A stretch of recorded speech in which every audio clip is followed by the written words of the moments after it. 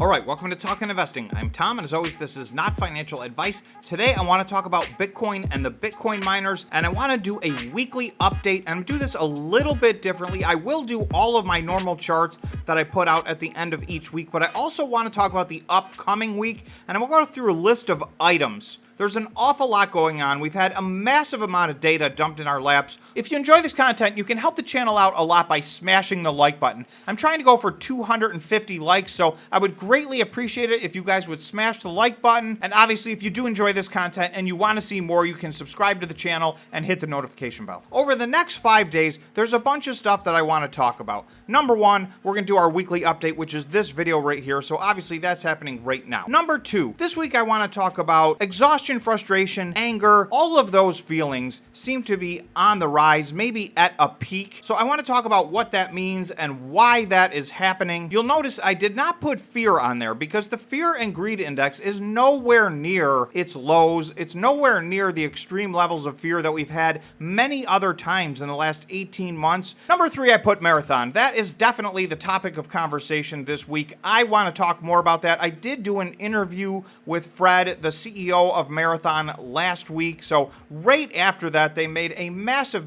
announcement that absolutely nobody saw coming. So I will tell you, a lot of people said, oh, this was obvious. Everybody saw this coming. I scrubbed the web, every single form of social media. I did not see one person predict that this was going to happen. So investors seem to be very split on this. For as many people that are angry about this and feel that they were sideswiped and not given a heads up, there's just as many people that actually thought this was a good thing. It lowered Marathon's risk. So I will do some more videos and talk about that. We did do a live stream on Friday. It was very well attended, and we had a very healthy debate. So there are two sides to this argument. We're going to get into that more this week. You can drop in your comments below if you're interested in talking about that more and what your thoughts are, but I will definitely be doing another update video on that because it's absolutely still the number one thing that's on people's mind. Number four, I have Riot. Riot put out a press release related to their $31.7 million of what I'm calling energy credit confusion. So I want to go through that because it's a huge part of their operations and it's very different than what everybody else does. And once again, this is a big split decision amongst investors. A lot of investors like that they do this. It's financially very healthy and rewarding.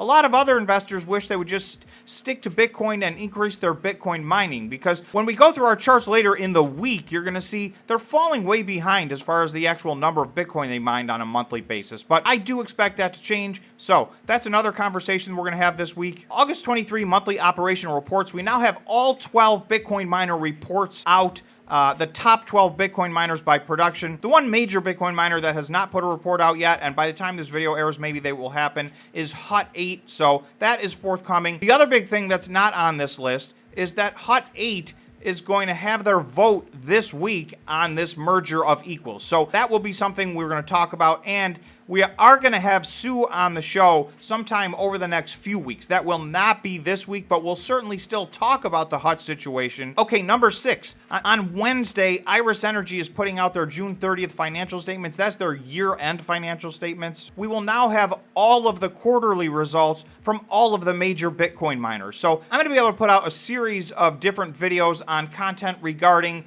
these quarterly reports, looking at cash flow, looking at cost per coin, we're now able to dissect and compare all the major Bitcoin miners and see where everybody's at. I don't know what else is coming. So we're going to take this stuff as it comes at us. So whatever happens with Bitcoin and the Bitcoin miners, we're going to be here. We're going to pay close attention. We do have a live stream every Friday when the market closes. So, if all else fails, we can discuss it then. So I hope everybody will join us. We had a record live stream last Friday. So I want to thank everybody for joining us on last Friday's live stream. And I hope we can pick up the conversation this Friday as well. Okay, so now let's get to the numbers. This is what the Bitcoin miners did last week. So you're going to see, as always, in gold is Bitcoin. So Bitcoin was up 1% on the week last week, but you're now going to see a number in purple. The NASDAQ was down 2%. I'm going to start tracking that along with all these Bitcoin miners. In this particular week, actually, Bitcoin was up 1%. The NASDAQ was down 2%. You're going to see what that led to was a very red chart this week. So the vast majority of the Bitcoin miners were in the red. A couple of exceptions options, Core Scientific, they were up 7% this week. Eni and Iris were up 3% this week. Cypher was absolutely flat this week. It didn't change a penny. I'm going to go all the way to the other end of the list. Mawson continues to slide downward, 15% down this week. Stronghold had a tough week.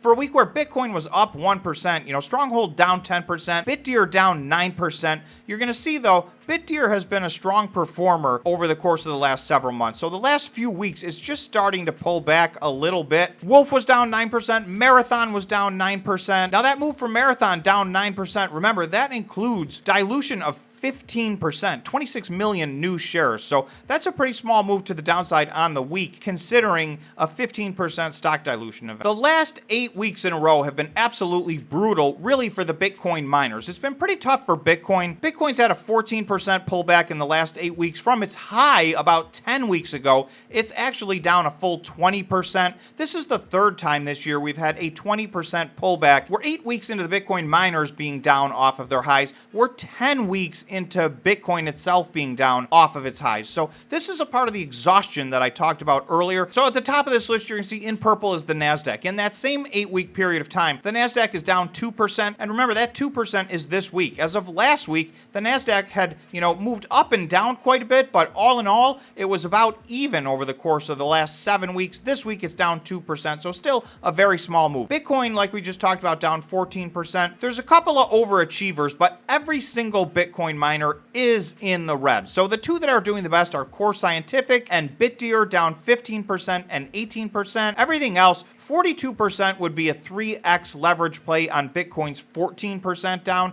So you're going to see most of the rest of these are a lot closer to that. There's still some performing a little bit better. Iris Energy is only down 35%. CleanSpark's only down 36%. Then we have Bitfarms at 38%. Cypher at 39%. Everything else is between 40 and 49%. And then two outliers to the downside. DigiHost down 55% in the last 8 weeks. I'm a little bit confused on that one, so not financial advice. I'm doing a deeper dive on DigiHost. I don't think it makes sense that they've had this big pullback, but drop a comment if you're invested in DigiHost or if you've recently gotten in or out of DigiHost.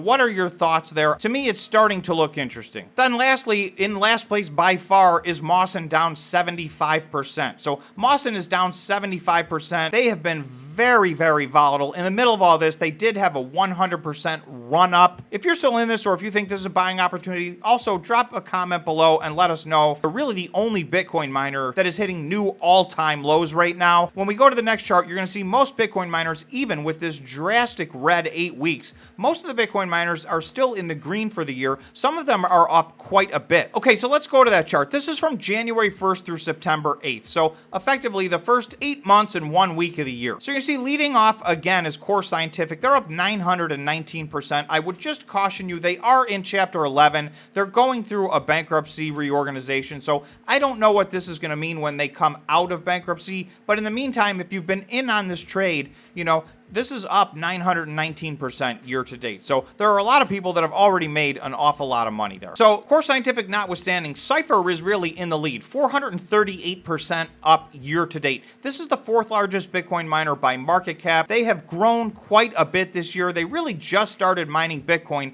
at the end of last year. So they're still not even 1 year into mining Bitcoin. They're up 438% year to date. That is a massive, massive move. Let's go to the other end of the spectrum. You're going to see a few of these in the red. Mawson, which we've talked about, is down 54% year to date. That's the most drastic move to the downside. Again, they are at all-time lows. Eni is down 23%. That's a big move to the downside. Bitcoin is in gold as always, up 56% year to date. So it's pulled back off of its highs, but still having a very, very good year. It's even outperforming the NASDAQ. I think the S&P is up about 16%. So this is double the S&P. And if you look at the rest of the Bitcoin miners, the vast majority of them are in the green. A lot of these Bitcoin miners are still up between 150 and 250%. Riot is up 223% year to date. Marathon's up 219% year to date. Whereas the last 8 weeks have been very, very difficult. Year to date, we're still mostly in the green. But as I've been saying in this 8-week period, it's becoming more and more clear there are going to be winners and losers inside of this space. So it's no longer just throw a dart at the board. You really need to know your company. And these are very, very highly volatile stocks. So I always like to point that out because, it's really true. Their underlying underlying asset is Bitcoin. That's extremely volatile. They are a leverage play on Bitcoin, so that creates massive volatility, as we've seen in all of these charts. We'll just finish up by taking a quick look at market cap. So